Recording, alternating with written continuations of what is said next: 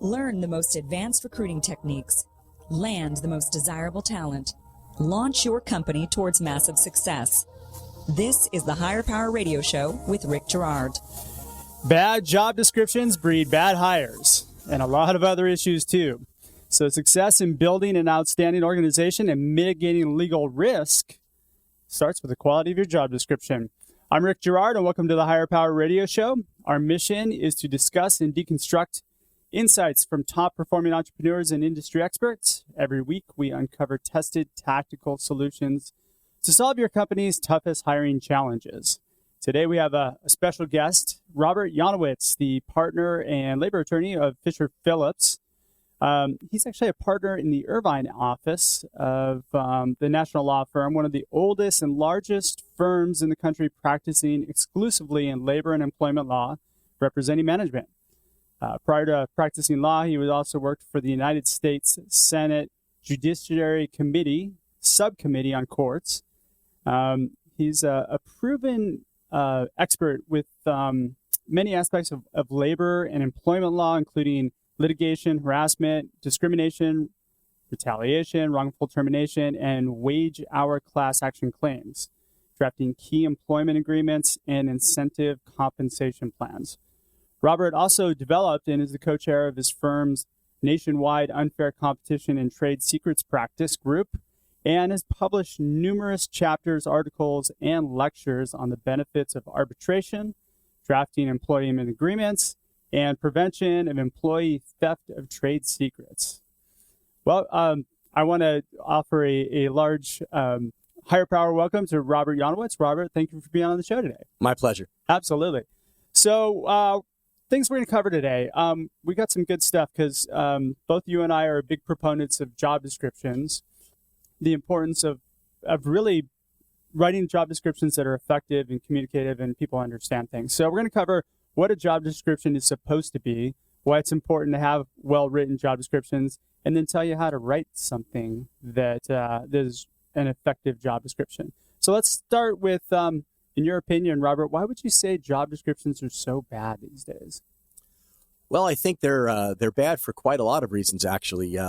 Number one, I think too often people go to websites or other places to find forms that may have worked for the particular job that the person was drafting them had in mind, but they're trying to make a one-size-fits-all. Yeah. And when you do that, that really defeats the purpose of a job description.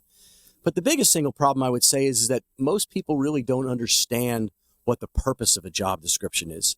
And there really are a couple of different purposes. There's one I know you and I have spoken in the past about the marketing benefits of job descriptions, and I know we'll speak about that later on today. Yep. But from my perspective as an employment attorney, I look at job descriptions differently. I see that job descriptions really have some key components in terms of their utilization that people don't recognize. Specifically, job descriptions, from my perspective, aren't just about getting the right person for the job. There is a defensive driving element to job descriptions that most people overlook. And from my perspective, what I see is that job descriptions today don't do a good enough job of recognizing that job descriptions are there to help companies navigate the Americans with Disabilities Act by identifying essential functions of the job. Yeah. They don't do a good enough job in recognizing that job descriptions are also used to determine whether an employee is exempt from overtime or not exempt from overtime. And the only way they can do that is by adequately going into the detail of the duties that the people are actually going to be performing. Yeah. And then finally, I don't think that most employers don't look at job descriptions as an assessment tool. They think that it's basically created at the beginning to get somebody in the job, but they don't realize what it really is supposed to be is a benchmarking tool for what the expectations of performance are once somebody actually gets the job. Yeah. Interesting. I met with a company a couple months ago where we were talking about their job descriptions. And I said, who wrote your job descriptions? Let's talk a little bit about kind of from a marketing perspective, why this would attract somebody, right? And what was interesting was they said, well, we just pulled some job descriptions from our competitors. We changed the wording and just plugged them back up there. And I would tell you that is more often than not the case. I know. Because people kind of think they are a bit of a throwaway within the hiring environment and not recognizing the power that a good job description has not only to attract talent, but also in terms of utilizing it as a tool in the employment relationship for the reasons I mentioned before. Yeah, absolutely. And I want to dig into that because that's pretty important that we should knock home to people, is that it is a tool and it's something you should, if you go into college and you take a class, you get a syllabus before you start, right? Of course. So isn't this in essence a syllabus that you give that person to tell them how to succeed? Absolutely. In fact, I would tell you that, where most employers fail in this regard is I don't think you should ever even begin the interview of an applicant until they have seen the full-blown job description. Yeah. And so often you don't see a job description until you're onboarding the person. To me, how would the person know what the job they're applying for unless they actually get to see the details of what it is? Yeah. And how do you know whether this person's a right fit for the job unless in the interview process you've been able to vet them about some of the things that are required in terms of the essential functions of the position to see whether this is a kind of person that's got the skill sets and mastery to fill the job that you need them for. And one of the things I find is that most companies don't know what the job is. Yes. That's the core problem. They just, we have some work we need done, right? So let's just write a job description and see if we can find somebody to do it. Well, it's funny. The average American spends tens and tens of hours figuring out what car they want to buy. And they're looking at the details of, well, what kind of interior, what color is it, electric, gas, all the different variables that goes into making a car purchase, which at the end of the day cannot create millions of dollars of potential liability if you buy the wrong car. Yeah. On the other hand, when you take a look at the fact that the average job, if you hire the wrong person, can result in employment litigation that could result in hundreds of thousands, if not millions of dollars of liability, most employers don't really think about identifying what their needs are before they start the interview process.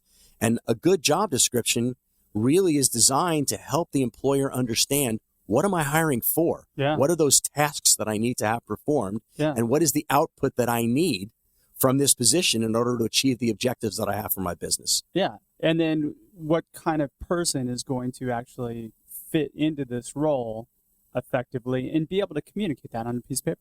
Absolutely. Yeah. Okay, so Robert Yonowitz, we're from Fisher Phillips. So how do we use these job descriptions in the workplace? Well, I think that as I alluded to earlier, I think there are several places in the employee timeline or applicant and employee timeline that I believe that job descriptions are very valuable. Sure. Obviously, at the application stage, it's important that you're identifying the essential functions of the job, including the physical requirements of the job. Yeah. Because one of the things you have to identify in the application process is whether the applicant can perform the essential functions of the job with or without an accommodation.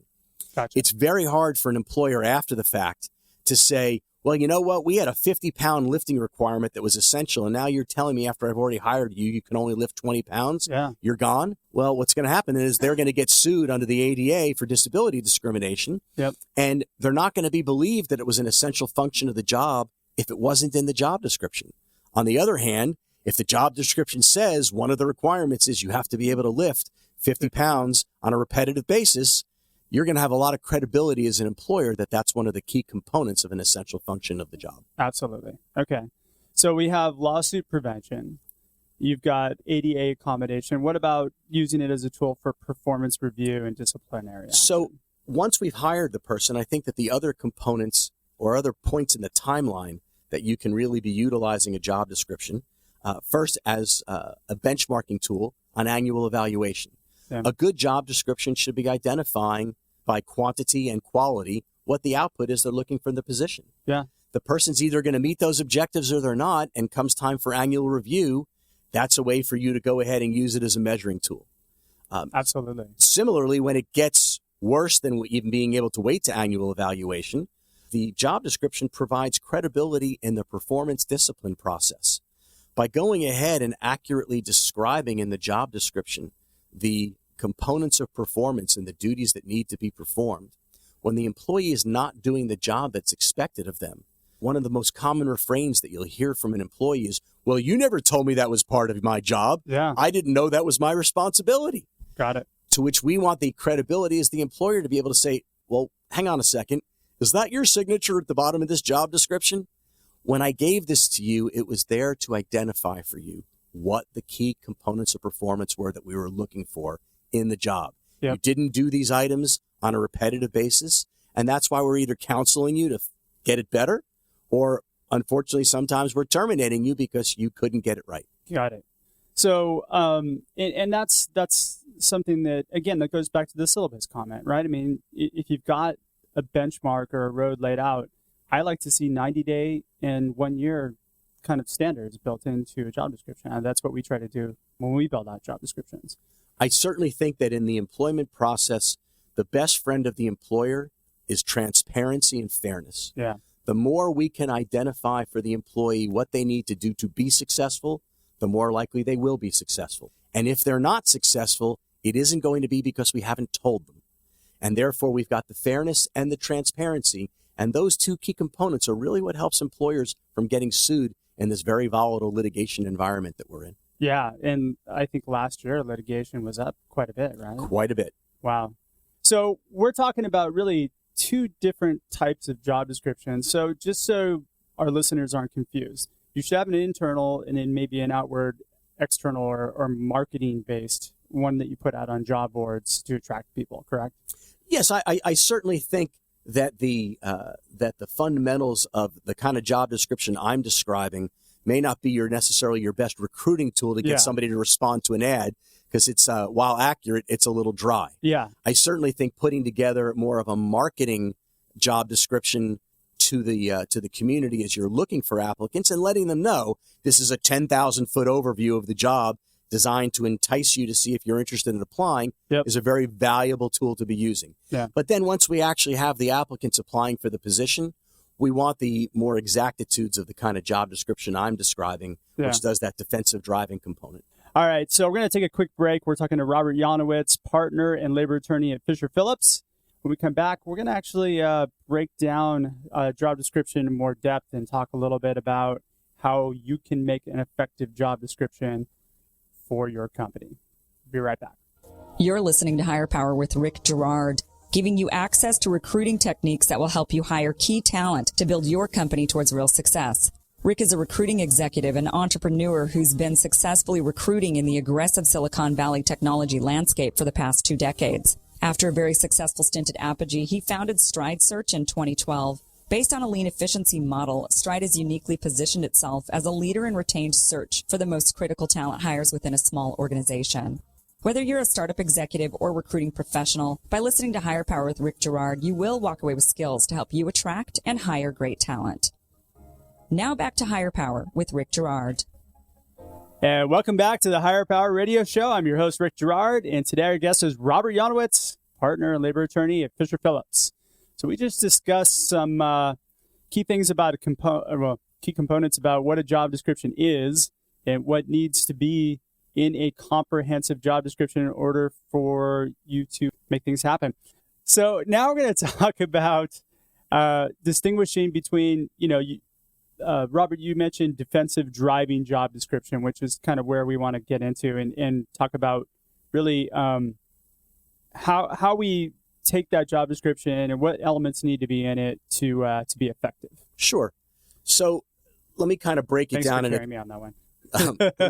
Let me break it down in a couple of categories. Sure.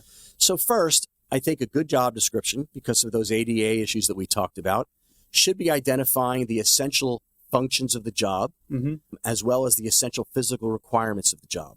Okay. When we're talking about the essential functions of the job, I'm not necessarily talking just about how they spend their time, but a good description of the duties themselves so we understand the physicality of them, so that if we later have an employee that has a disability, we can determine whether we have to accommodate them or not, because we only have to accommodate somebody if they can perform the essential functions of the job with or without an accommodation. Got it. The second component of a job description, this is more for the wage hour purposes, is I'm a big fan of breaking down the job duties of a job description by the anticipated percentage of work week that you contemplate that the employee is going to spend in the job. Got it. To understand why, briefly, if you understand the rules regarding whether somebody's exempt or non-exempt from overtime, the key standard is about how they're spending more than 50% of their time. If they're spending more than 50% of their time in what the law categorizes as exempt functions, well, then they're an exempt person and that you don't have to pay them overtime. What is an exempt function? So it can be managing people. Okay. It can be going ahead and engaging in administrative tasks without supervision that directly affect the bottom line of the business. Okay. So, these are more leadership type functions, but not necessarily supervisory, where they're exercising independent judgment and discretion in the job that they're doing. And so what I'm suggesting is that you need to go ahead and identify each of the duties that they're doing and allocate a percentage of work week time to each of them, so that in identifying whether you've hit the better than 50% mark, it becomes a counting exercise. You're looking at all the duties, you're seeing which ones add up to more than 50%, and then you're identifying whether those functions or duties themselves qualify as exempt functions or not exempt functions. And one last thing I want to mention about that. Don't try that at home. This is a really important time when you need to speak to your attorney. Don't try that at home. When you need to speak to your attorney or your HR consultant, because the rules regarding exemptions are complicated and they become the basis of a lot of litigation, including wage hour class action. So it's important, though, to go ahead and break down those things by percentage so you can figure out exemption, but work with your professional. So these are more important probably for hourly and salaried employees? It's important for both of them. Non-management? It's important for both of them to distinguish which is which. Okay. So I think whether it's the chief financial officer or the chief bottle washer, every one of them should have their job functions broken down by anticipated percentage of time. And again, not only just for exemption purposes, but also because you want to make sure they're spending their time the way that you expect them to spend their time. Yeah, if they know. And one of the things that it does is it forces you as the employer, before you start the interview process, to really analyze how you want this person spending their time. And I will digress for a second to just say that people often ask, well, how the heck do you get started on that? Yeah. Well, to me, the best way to do this is you find the person in your organization who's already performing the job, who's doing it really well, and you talk to them, or more importantly, you talk to their supervisor and you ask them, tell me how Johnny's spending his time. Johnny's a good employee. He's really doing what we want in that job. Mr. Supervisor, can you tell me, how is Johnny spending his day? Yeah. And from there, you get to reverse engineer what those duties are and how much time they should be spending on them on a weekly basis. So what if it's a new position or you're an entrepreneur starting up a new company? So when it's a new position or you're an entrepreneur, certainly you can look to trade associations or others in the industry to get some benchmarks. But I think at the end of the day, it's important to remember that the law pays great deference to what an employer's expectations are. So you as the employer, you can design the expectations as to how you think they should be, recognizing that job descriptions are not the 10 Commandments. They're not written in stone. And if you guess wrong, you can always, since these are at-will employees, you can modify your job descriptions as you go along and as you see the needs of the business progress. So what's important is that you at least put the time in to think about it, write it down, get it on paper, and make sure that the other person knows what your expectations are. I think so. Remember, a wrong hiring decision doesn't just create future turnover. Yeah. A wrong hiring decision creates potential lawsuits. It creates dissension and a breakdown of morale in the organization. So true. And so we want to do great hiring practices to make sure that we're bringing in the kind of candidates that are going to fit within our environment. And it starts with clear expectations set forth in that job description that identifies for them what they need to do, what's going to be expected, and how we define success. And what's so true about that too is that people who are solid performers, people who are like what I like to call A players, right? They tend to be impressed by the fact that you did that legwork up front and actually put the thought in to make sure that they know what your expectations are. What 100%. And so your chances of getting that person are so much greater because of the fact that you took that time to do that. Remember this, when we were kids in school, we defined our success by those quarterly marking periods when we would get grades. Oh, God, yeah. And they set the standards for us, and we knew what we were working towards. Yeah. Well, I promise you that employees are no different. They want a clearly defined path to success because most employees are good employees, and they want to be successful. They want to get raises. They want to have long-term careers. And so the more that we can do to show them that we've thought out what it takes to be successful so that they won't be surprised, the more they're going to think that you've got great management, the more they're going to think that you've got great vision in terms of where your business is going. And I've been guilty of this myself, not properly writing things down in the past, and it's bit me in the butt more times than not. So I can attest to it. I've failed there quite a few times. So, okay, so the defensive job description, so we have those. Any other components that need to be put in there? Yes, the last one, again, is because we're going to use this as a performance evaluation and potential disciplinary tool for poor performance. Sure. One of the things, and so often I don't see this, you'll get a lot of job descriptions where they'll have the lifting requirements and bending requirements and those various physicalities associated with the job. But the expectations of performance, the output that we want from that position, oftentimes the employer isn't thinking about. And that's foolish because you're hiring somebody because you have a job to be done. Yeah. You have these needs. In sales, it's easy because you can benchmark it by sales output, but every job has output expectations of what you are anticipating you need. Yeah. And the key is think about it up front by identifying and benchmarking what those expectations of performance are. On an annual evaluation, you can benchmark them against how they did against the job description, tell them where to improve. And in poor performance, it's even more important because when we're going to discipline somebody, we abide by a rule called NEAT. NEAT stands for Notice, Explanation, Assistance, and Time. Okay. It's all part of that transparency and fairness that I've been chatting with you about. Sure. We want to tell employees, look, we're giving you notice. This is what was expected of you. And you know that from the job description. Here's where you've fallen short. We're going to help you now and show you how to make this better. But if you don't, you have to own it, and you'll be subject to discipline up to and including the termination of your employment if you don't improve in these areas. Yeah. And what that job description does is it makes it clear that this wasn't an after-the-fact rationalization for why you're punishing the employee for some nefarious reason. Yeah. You get to say, no. I told you from the beginning this is what I expected of you. This is just the performance you put on the field. And I'm bringing it to your attention that we're dissatisfied and that you need to improve. And then it's important, too, that management use that tool when it's supposed to be used. So if you have performance metrics that are built in at 90 days or 180, wherever, you need to use it. You need to make sure that you bring it up and not late. Absolutely. Yeah. The worst thing an employer can do is be overly polite.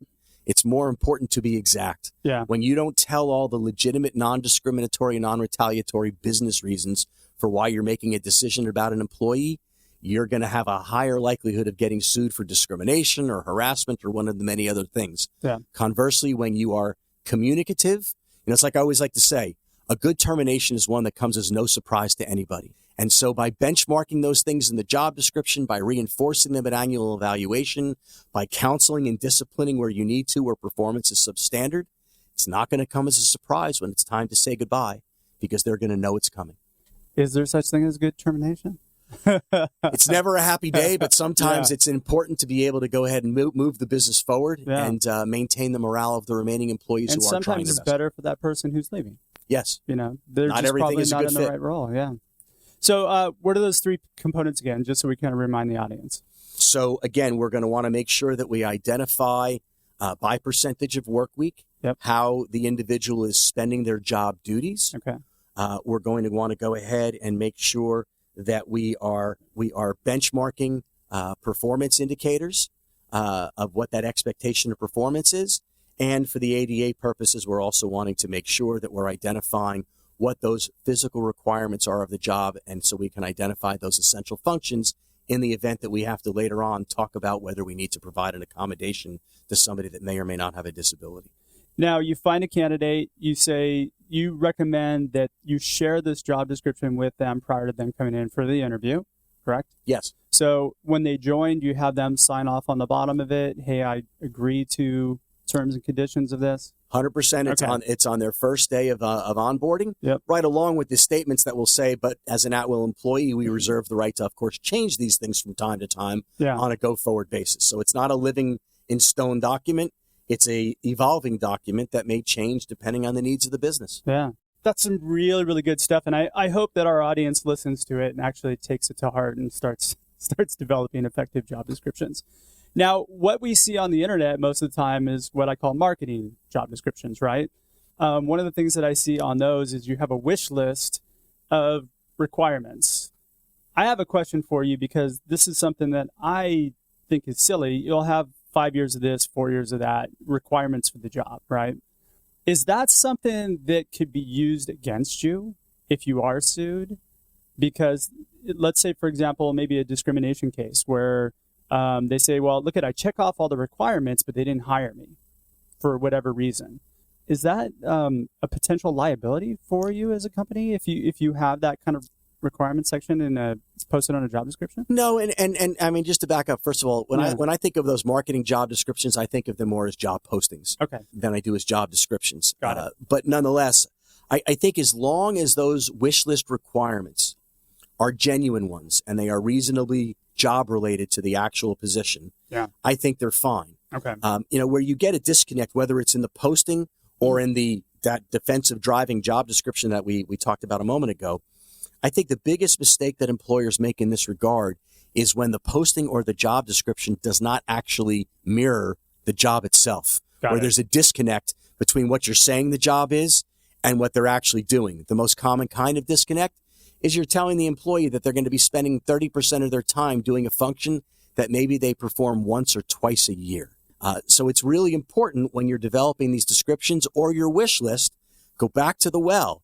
Ask those supervisors whose position you're going to be interviewing as a subordinate position, how are they actually spending their time? What are those actual needs? And make sure that the posting and the job description reflect reality and that those requirements that you're asking for in the posting are related to the job that's at hand.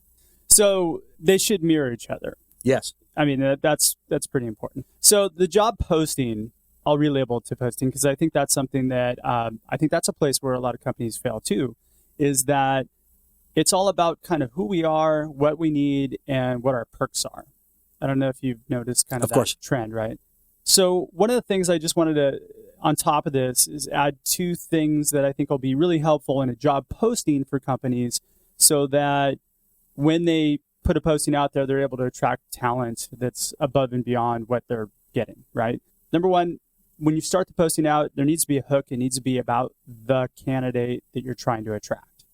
And if you're trying to attract somebody who's passively looking for a job, then you need to touch them somehow. We'll do another show on that a little bit later. But last thing is a call to action. Have the other components in there, but give them something to work on, like a homework assignment to get back to you. Have them answer a couple questions rather than just sending a cover letter. I think that if you've done a correct posting right, I've seen the level of talent that we get responses from greatly increase, and the results have been pretty good for our clients. I think that those are all excellent points. Yeah. I think that at the end of the day, particularly in a tight job market, and we are facing some tight job markets here, particularly in Orange County. 4.6% unemployment rate. Yes, so, and in the white collar area, it's even tighter than that. Yeah. And so, to me, sing the opportunity. Don't just talk about the company itself, but really focus on what is the opportunity that's being presented to the applicant and why this is something that would be so powerful for their career development and for the upward potential for their own job path. Bam. There you go. All right. So that is a great point to leave you with. When you make it about the person and you provide a career path, then you're going to get great people.